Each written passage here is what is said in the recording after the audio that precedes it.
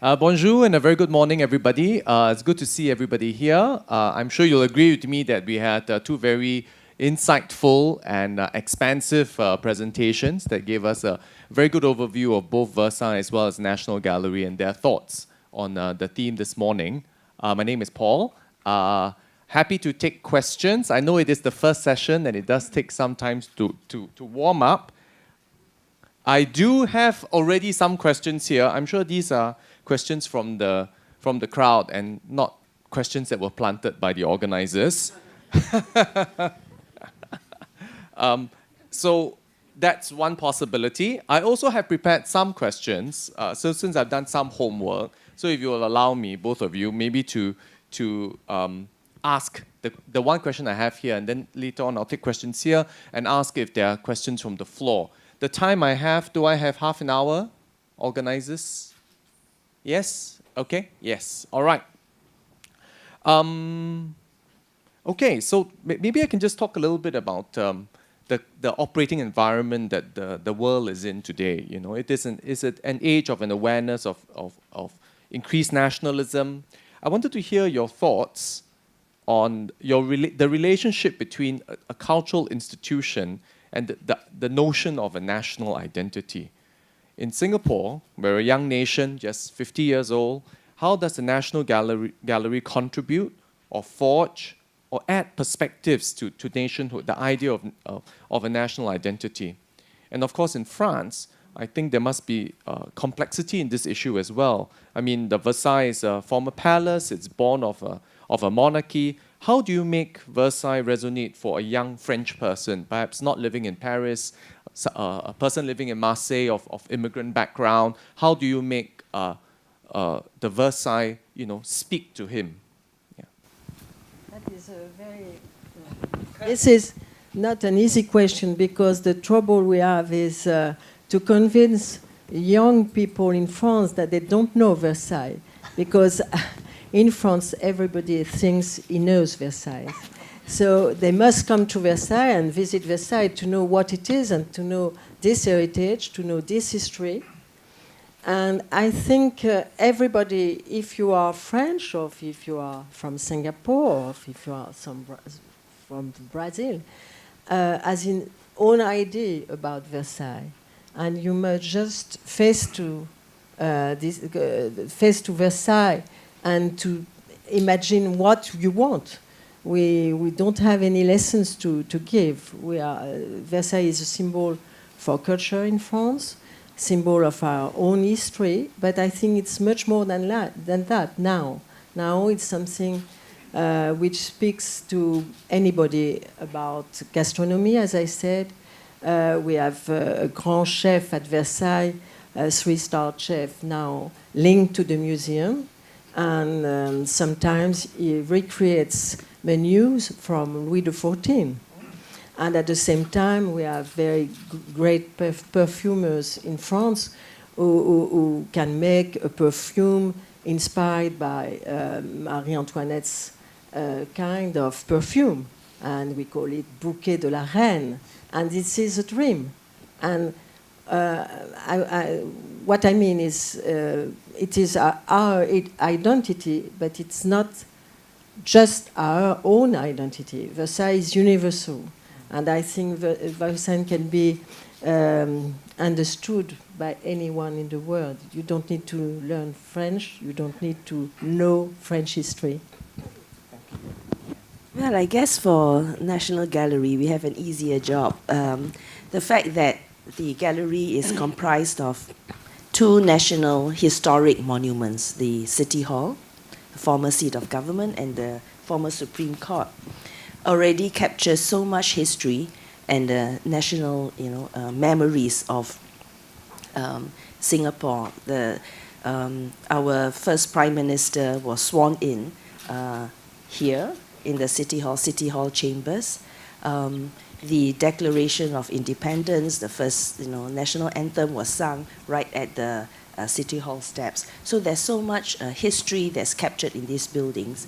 And when we converted it into an art gallery, we also made sure that we do not lose the memories that this building comes with. So we have a building history tour a few times a day, and we try and weave in the history of the buildings and the history of Singapore into the history of art that is shown in the DBS Singapore Gallery. Thanks for that. It's exactly the same if you are an old nation or a new country. Thank you. Any questions from the floor? Anybody wants to put up their hands quickly? Although I have some questions here. Yeah? Somebody who wants to pick up the mic? Yeah, that's the trouble with Pigeonhole, right? Everyone goes to their device. But interestingly, the top voted question, which I will read out in a minute. Can I put this up? Yeah, it's up now, right? Yes, and that's the top voted question. And maybe because we're in law-abiding Singapore, the first question is about rules and breaking rules. So I will ask this question of our two speakers. Has the Versailles or the National Gallery ever broken any rules in order to make your institution more accessible to your audiences? Can you share some examples? Well, this is Singapore. You wouldn't want me to share the rules that I've broken. But, I was just reflecting on an advice from one of my mentors. And he used to be a very senior civil servant. So he says, try not to break any rules, but you have every permission to bend the rules. Because that's the only way to, get things through when it's necessary. So I don't think I guess in the case of National Gallery, where there are clearly defined rules we should follow, but where things are not so clear, and if we focus ourselves on what our mission is, right, which is in our case, it's really about creating dialogues between the art of Singapore, Southeast Asia, and the world, making our art accessible, and in the course of that, to really create a thoughtful, inclusive, creative society. Then we try to see what are the various means of making that, bringing that, to life. And we, of course, will find that we have to negotiate around some very difficult boundaries. I mean, we have many, whether individual artists, organizations, wanting, for example, to use the gallery to exhibit their works. And they say, you're an art museum. Why can't I bring my art and exhibit here, But at the same time, following the code of ethics of museums, exhibitions that are in here should in itself be of a certain quality of thorough research, that is driven by research, scholarship, that is undertaken by our curators. And to a lay person, that may seem like very, very unreasonable. So we do allow some of these to hire our venues for an event. And in that event, they may, bring and show some of the works that they that are related, of course, to the event in itself. Yeah, but making it very clear that this is not an exhibition, and it is not an exhibition of the gallery. So that's just one example. Catherine? I know Mr. Macron, when he is in India yesterday, says we have to break the rules. So it's a piece of advice very difficult to apply in Versailles, because we are in charge of this big heritage, which is not so easy. But I think we have broken the rules when we made the contemporary art coming in Versailles. I think 10 years ago it was not expected at all at Versailles. And when Jeff Koons, the first time he came at Versailles, it was a sort of big discussion in France. And it's a way to show, but it is exactly what we said before. It's the way to show that Versailles is living in his century, and it is not a dead museum. And the best way to break the rules is to show that, and to show that we continue to live. And contemporary art is one of the best examples for that. But also when we have a flash mob around music of Gluck at Versailles, L'Air des Furies, which is one of the most exciting Baroque air. When you have that in Versailles, it's breaking the rule, but it's just for a few minutes, and it doesn't mean that we make the palace in risk. Of course. We are always in the idea of preserve the heritage, and it is our first mission, our first duty. But we can be inventive too. Thank you, Catherine. I must go check out my YouTube and try and catch those performances. They're available online, right? I'm sure. Yeah. Okay. Something for all of us to check out later. I'm going to ask the next question, which has got 14 votes.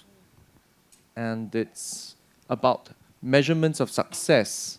How do we innovate? It takes some time for it to load up, I think. Yeah. How do we innovate our measurements of success besides using the number of people reached or the number of visitors? Are there other ways of tracking what makes a successful cultural institution? What would your board, as public institutions, what would your respective ministries like to see as success beyond measuring visitors? Well, I think that there is no single measure of success. We should be looking at what I would call a balanced scorecard that looks at the different expectations of different stakeholders. So obviously your funder or promoter would be looking for one measure. Your audience will be looking at a different measure. Your partners may be looking at different measures. So we have to be looking at a holistic set of measures. And for the gallery, well, clearly, yes, the ministry would be measuring us on the number of visitors reached. I don't think that is unreasonable, because you would want to know whether the work that you have done has the ability to be assessed by people, and how many people, and who are these people, and what have they derived from that experience and the interaction. So we do also measure the quality and the level of satisfaction, from the visitor for every exhibition that we do. We also look at our cost effectiveness. How much cost are we able to recover from every exhibition that we've done, as well as from the entire organization, because we need to continue to make sure that we are sustainable from a funding point of view. And we also look at a very important stakeholder, which is our own employees, right? What are they deriving out of working in the gallery? And from the art community too, from the artists. So we look at different stakeholders and make sure that we cover all. I think it's nearly like the same answer for us, because I can add that for Versailles, the question of the people who come to Versailles is not the only, of course, the only question, because we have so many people to come, and sometimes there is a paradox to be at Versailles, but in a crowd at Versailles, and it is not a guarantee of success for Versailles. If you don't enjoy your visit, even if you are many people, it's not a good point for Versailles. Sure. So that's why we have the same way to measure the quality of the experience at Versailles. I think it's very important for us, and to know also the people who come, and especially now, because we have, as I said previously, we have 80% of foreigners as visitors. So it's very difficult to understand what they want and to be close to them. And today, I think the experience is a success when you are close to the people without betraying what you are. And it's always the same balance. And but I want to say also that sometimes you make a big success, like we call in France succès d'estime, because the exhibition is a superb exhibition, but you are a bit disappointed because you would have liked to have much more many people. But that is the game. If this exhibition is the right one at the right moment, you are in the good, you have done your job. I also just wanted to add that for Singapore being such a young nation, and also the fact that probably the DBS Singapore Gallery is the first permanent gallery of works of Singapore artists in Singapore. So one very important measure for us is for the audiences in Singapore to be able to cite the name of Singapore artists. I mean, it may sound rather, a low bar, but if you approach any person in the street in Singapore, a Singaporean, and you ask them, can you name 2 artists, it's likely to be Picasso or Monet, But we want them to be able to kind of say, oh, Georgette Chen, or Cheong Su Ping or Chen Wen-si. So we actively track the percentage of Singaporeans that are able to name at least 2 Singapore artists, and right now is still not a very good number. May I tell a little story? When we decided to have an exhibition in Canberra, Australia, it was the first time for Versailles to go to Australia, and our colleague, the president of the National Gallery of Canberra, he said we have made a poll to know if it is a good idea to have Versailles or not. And he told me when we asked, do you know the name of an Australian artist? There were 45% people knowing the well-known artist of Australia, but there were 80% they know Versailles. But we were very proud of that. But at Versailles, but at the same time, and understand perfectly what you said. We must do both. We must go to Canberra, but at the same time, we must receive Australian artists. It's not one-way ticket. Yeah. Good reminder that despite the differences in the backgrounds and the cultural institutions, there are quite a lot of similarities. I think quite a lot of challenges and the whole management of stakeholders. I have 2 questions here. The next 2 questions I'll ask are specific to each of you, because the first question is for Catherine, and it's specific to Versailles. It's a very curious question. Will you develop a chat bot? Because it's got 11 votes. And the question for Siak Ching is, can you share what were some of the initiatives that came out of the Know Our Visitor findings? So I will ask these 2 questions because they're specific to you. So Catherine, will you develop a chat bot? Apparently, 11 people want to know. No, not at all. Hey, chatbot is not on the cards, yeah. You do. Yeah. Well, the chatbot, of course, we have examples to take from Singapore. Yeah. The chatbot works for you? Does it work for you? Currently, we are still using a very basic, what is called a prompted kind of a chat, where you are given a few options. So it is not what is the term for AI. it? Well, there's no machine learning involved right yet, yeah. Mm-hmm. But that takes time, because I don't think there's any proven kind of product out there that has got very deep machine learning. So it needs a lot more time. So we are trialing it. So right now it is a prompted chat. And we've already started working on another version, which we call the Gallery Auntie. So it's like, gallery auntie. So more basic a chat across all the different works that are in the gallery. How do I meet So the gallery auntie? auntie? Yeah. So it's on a chat board, and then the gallery auntie will, ask you certain questions. You can ask gallery auntie what kind of questions, Can I buy coffee in the National Gallery? Something like that, yes. Right. Where can I get good coffee? Yeah. Okay. So we continue to develop and see where we can innovate.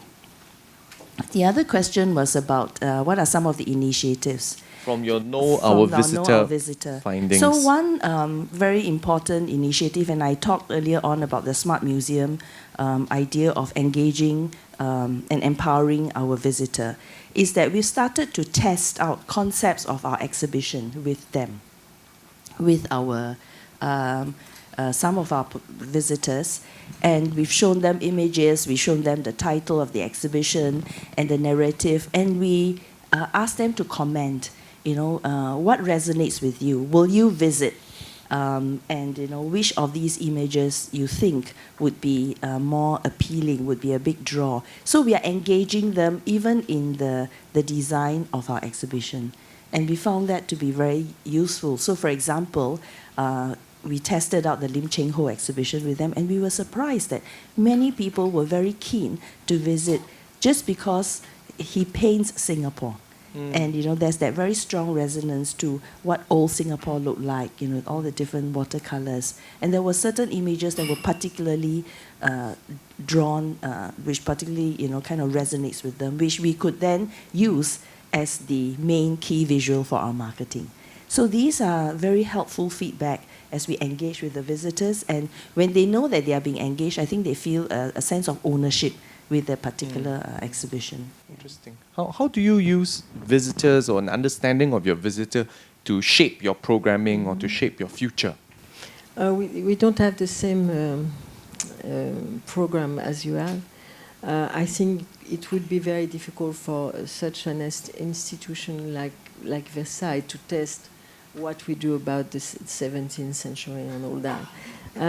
But we have a public observatory, an observatoire des publics, and we can talk lively with them. We have many polls to know who they are, how old they are, what they want, what they mean by culture and all that. But it's more to know each person coming to Versailles, if we can, and to know why Chinese want to see the gardens more than Marie Antoinette, and why Marie Antoinette is iconic for the Japanese.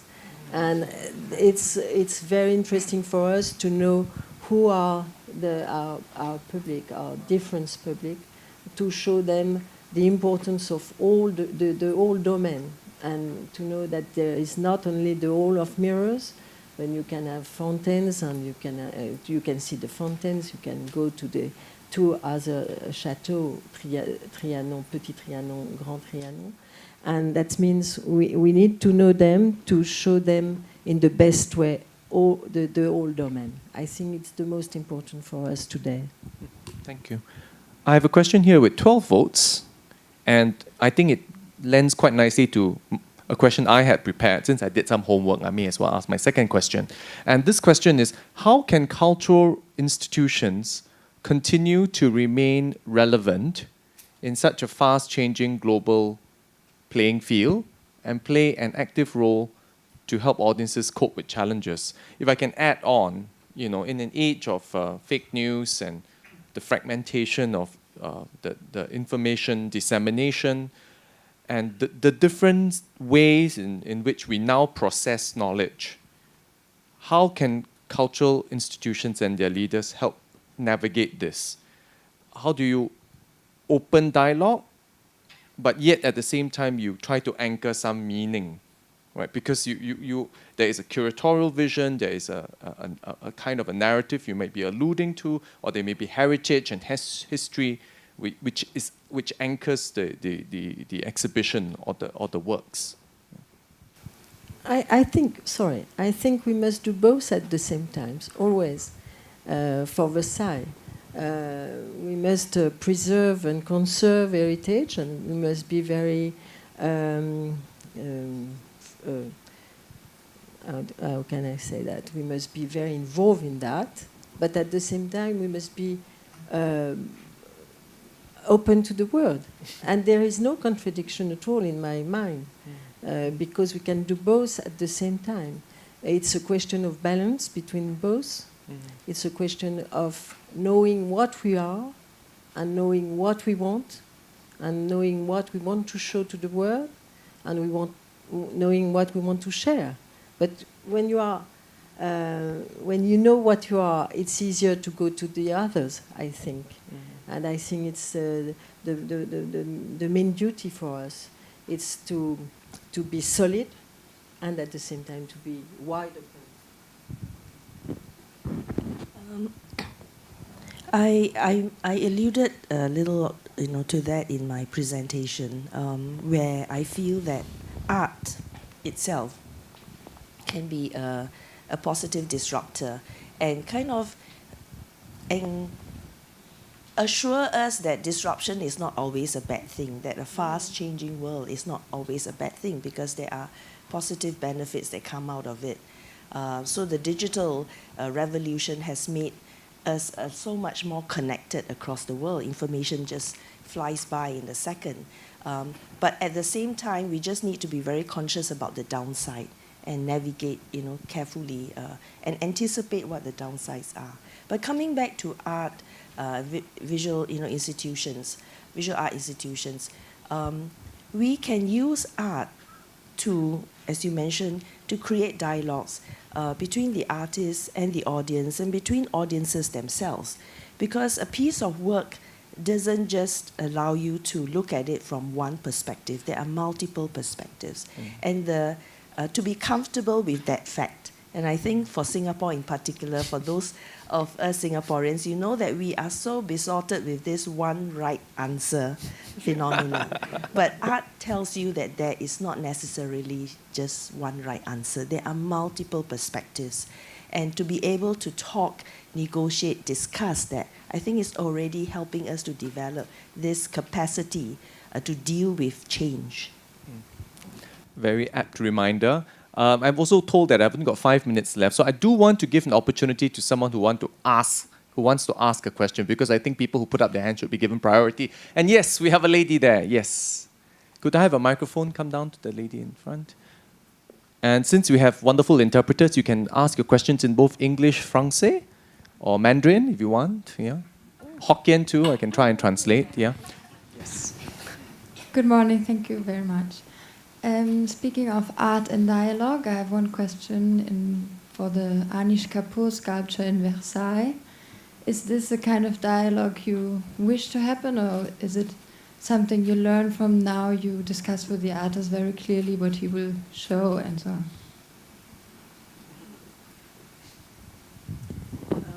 About contemporary art, yes, we have discussion before the show, before the exhibition, to know what is the dialogue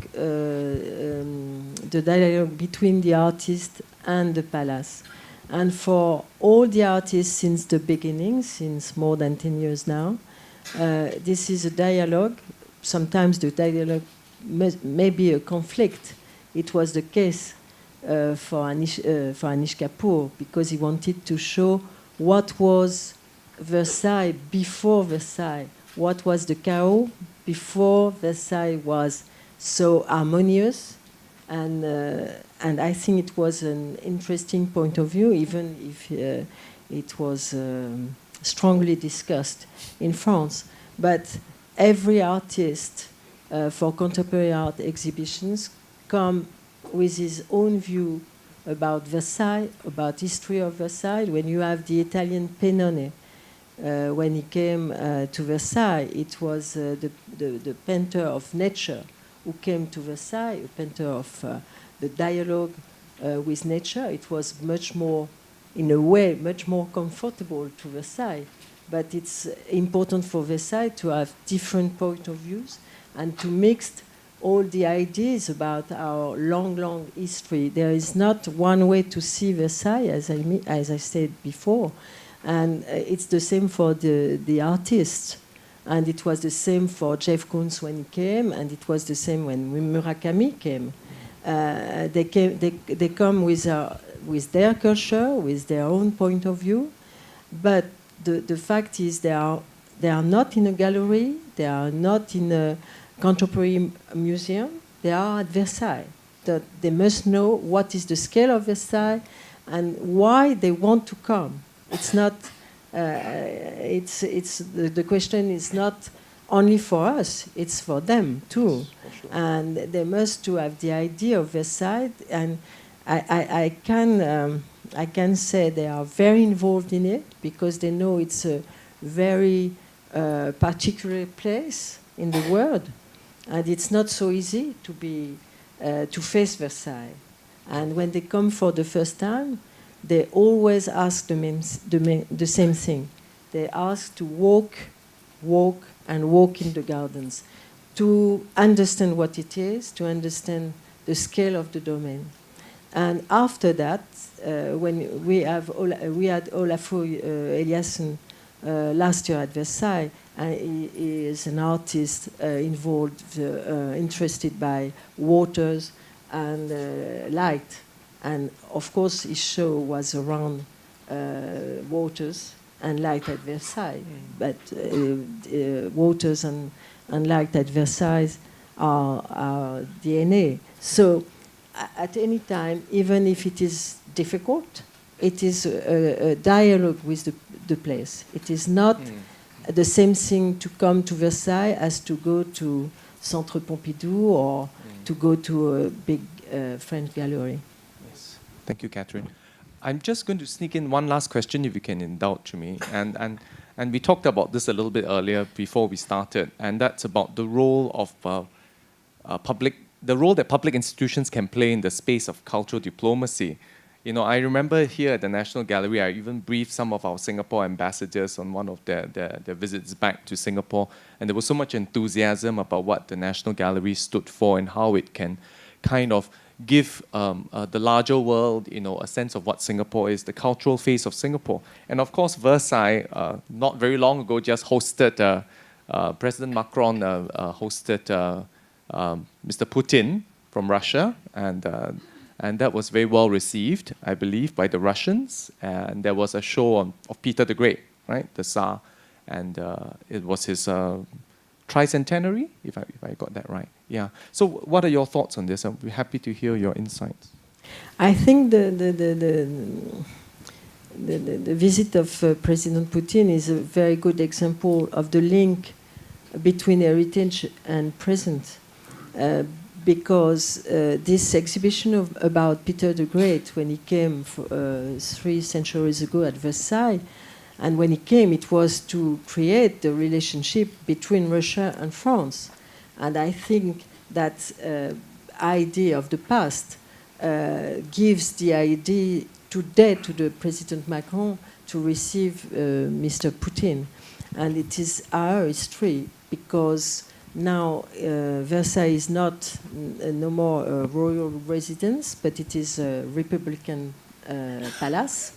And it was the case when de Gaulle decided to host his guest at Versailles 60 years ago, and the story continues. And when Kennedy came to Versailles with de Gaulle, I think it was a huge event. And when President Hollande came with Xi Jinping, it was also an event, because it is the story of this place. And everybody can understand why the French president wants to honor his guest coming to Versailles. But there are not only the chef d'État, chief of state, there are, each year we have more than 180 diplomatic visits at Versailles, because we are considered like a part of it. And we have links, of course, with our Minister of Culture, but also with the Minister of Foreign Affairs, because of this particular history of the place. Thank you. And I think the same here because of the history of the place, the founding of Singapore here, the office of Mr. Lee Kuan Yew, and also the fact that we have two permanent galleries, Singapore art and Southeast Asian art. I think we would be really an appropriate place for to showcase to our visiting dignitaries. And we have hosted, from kings to princesses to prime ministers and presidents. And we are also very fortunate to have within us National Kitchen, which serves, Peranakan food. So the Prime Minister himself has hosted quite a number of people at the National Kitchen after a tour of the gallery. And one thing that I have always offered our Southeast Asian colleagues in the various embassies is to treat the Southeast Asian Gallery as theirs, because we have presented some of their best artists' works over there and also placed them among all the other Southeast Asian artists, where we could then share as a community how Southeast Asia has grown and developed over time. So, that is the role of the museum being a cultural diplomat. Thank you so much. What lovely thoughts. Ladies and gentlemen, please help me join me in thanking two wonderful speakers. And I think you agree with me, it was a very enriching conversation and gave us good insights into two different institutions, but yet so much common ground. On that note, I won't hold you back from your tea, and I'll pass you back to the MCs.